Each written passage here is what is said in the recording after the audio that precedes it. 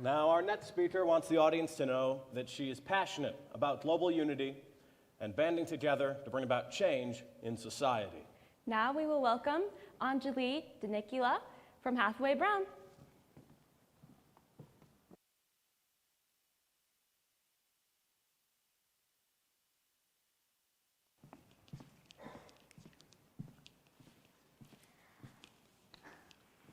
Now, I could start off by asking you to take a minute and think about all the things you've wasted this year.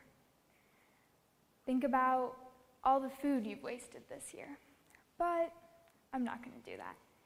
Instead, I'm going to tell you about my grandmother. Now, she's my role model for a lot of different things. One day, I walked into the kitchen to find her peeling about 100 cloves of garlic. Now, I had no idea what she was doing, and I'm sure neither do you. So I asked her, and she told me that peeling and freezing garlic makes it last longer. And then she went into a whole spiel about all the different ways she conserves food. Now, I'm here, giving this talk about food waste. Can you tell she's my role model? It's crazy to think that a few years ago, I didn't really think about food waste that much. And now I'm here giving this talk. And it's all because of one person. I hope to be that one person for you today. Food waste is a disease plaguing the nation and the industry at a rapid rate. With all the food we waste every year, so much of it ends up in landfills, and not enough people have food in the US. Every year, 1.3 billion tons of food is wasted throughout the world, with 150,000 tons of that food being wasted in the United States.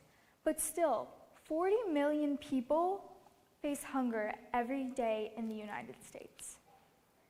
Now, this food waste doesn't just originate from supermarkets and restaurants. It comes from farms and the processes they use to get rid of less than perfect food and the damage they do with their food. To truly understand the magnitude of food waste, you need to understand the path food takes to get from the farm to your plate. Now, farms, they waste a lot of food just in processing it. When they collect the food, they only collect the fruit and leave out the leaves and stems, which accounts for 60% of the plant. Especially in tomatoes, all of the greenery is wasted and discarded, creating a massive food waste. After farmers collect the food from the fields, it's transported to warehouses and storage facilities where it can get really damaged and a lot of it can go bad. After this, machines process the food to get rid of less than perfect food and to create things that consumers will want to buy. This machine on the screen is a tomato sorter, and right now it's getting rid of all the unripe tomatoes that just consumers won't buy. However, this creates a massive food loss. Now, this machine gets rid of the green tomatoes, but this doesn't just happen with tomatoes. This happens with all the different fruits and vegetables.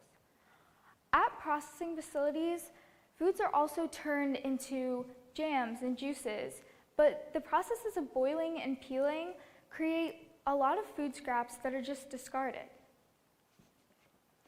After this process, food is then transported to supermarkets and grocery stores to be available to the public. However, most of this food doesn't even make it to the public. Most of it goes bad or expires before it can make it to families and schools, and therefore it's just thrown away.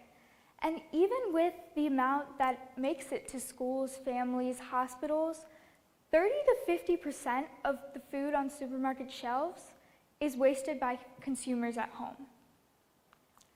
What is not wasted in one part of the cycle is then wasted in another, and this endless cycle creates massive food loss. Throughout the world, 150,000 tons of food is wasted in the US, but throughout the world, this food waste isn't just in the US, it's throughout the world, and it's definitely not centralized in one part of the world. It's a global affair. We need to reduce this food waste to compensate for the growing population, for the people who are hungry, and it all starts by just taking one small step as consumers. Now, 20% of all trash in landfills is food. That totals to 35 million tons of food. And this graph shows that the amount of food in landfills is only getting bigger and bigger. I take 4 steps to reduce my food waste at home. And as consumers, it is our job to reduce our food waste at home because we can't do it at the farms and supermarkets. The first step is to make a list.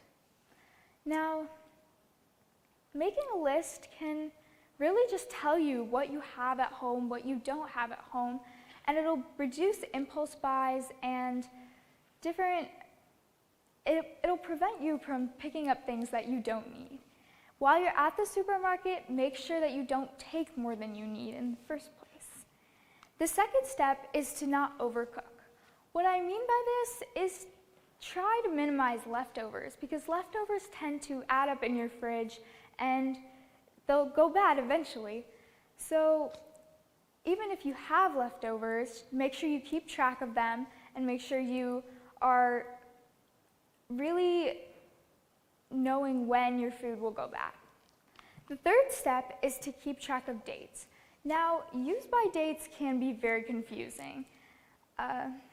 I know I always get confused and I can never find them in the first place, but even though these dates are just a guideline, they still can be helpful in knowing when you have to use the food buy.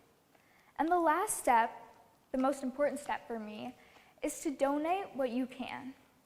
All of your excess food can go to food banks, organizations that can help others who don't have enough food.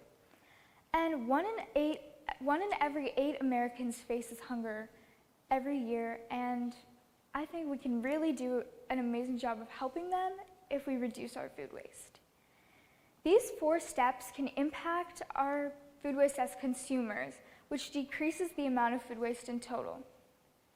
My grandmother always told me that the philosophy of looking at what you have and looking at what others have and knowing your privilege with food can really impact your food waste.